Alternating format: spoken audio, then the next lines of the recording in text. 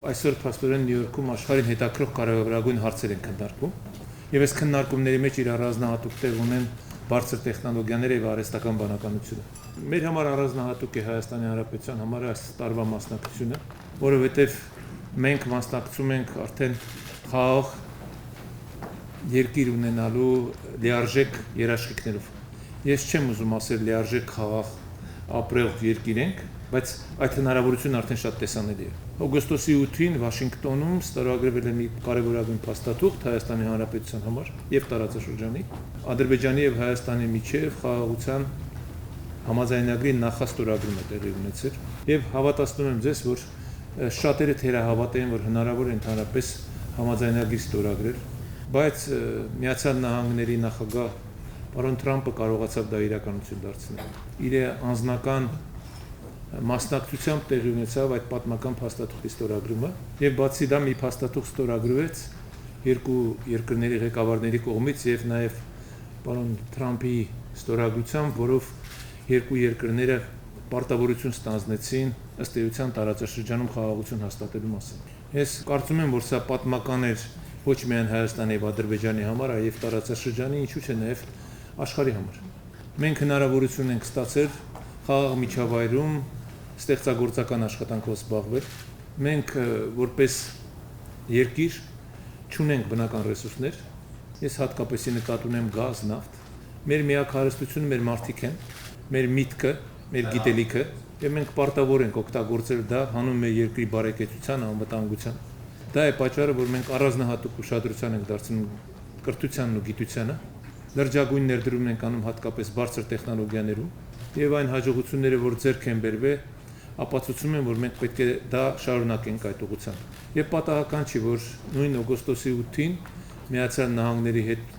մենք հուշագրեր ենք ստորագրել, 3 հուշագիր, որը ստորագրել են Հայաստանի Հանրապետության վարչապետ պարոն Փաշինյանը եւ Միացյալ Նահանգների նախագահ պարոն Թրամփը։ Առաջինը վերաբերում է խաղաղության խաչմերուկ նախագծի աչակցմանը։ Ես այսպես ցույց տամ ուղղակի։ Խոսքը գնում է այս ընդհանրապես փոքրիկ կտորի մասին, 42 կիլոմետր, որը պետք է կառուցվի եւ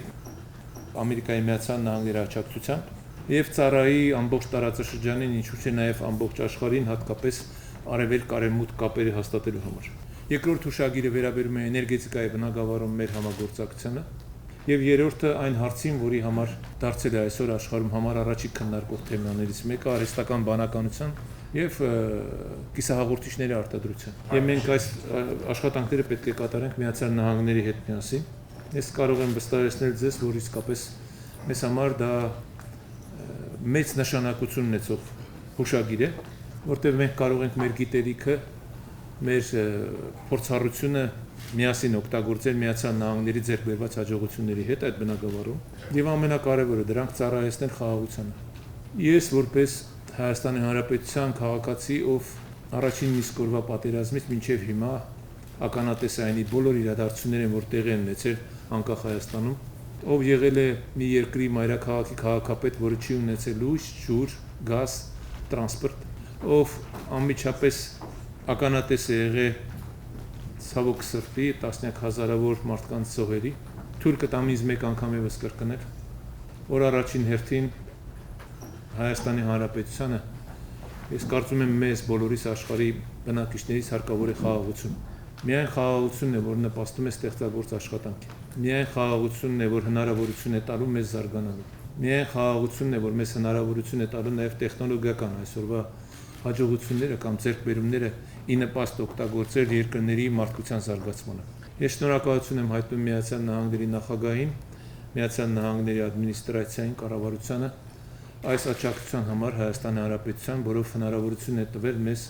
լիարժեք խաղաղություն հաստատել մեր տարածաշրջանում։ Թող աշխարհում լինի խաղաղություն։ Thank you very much.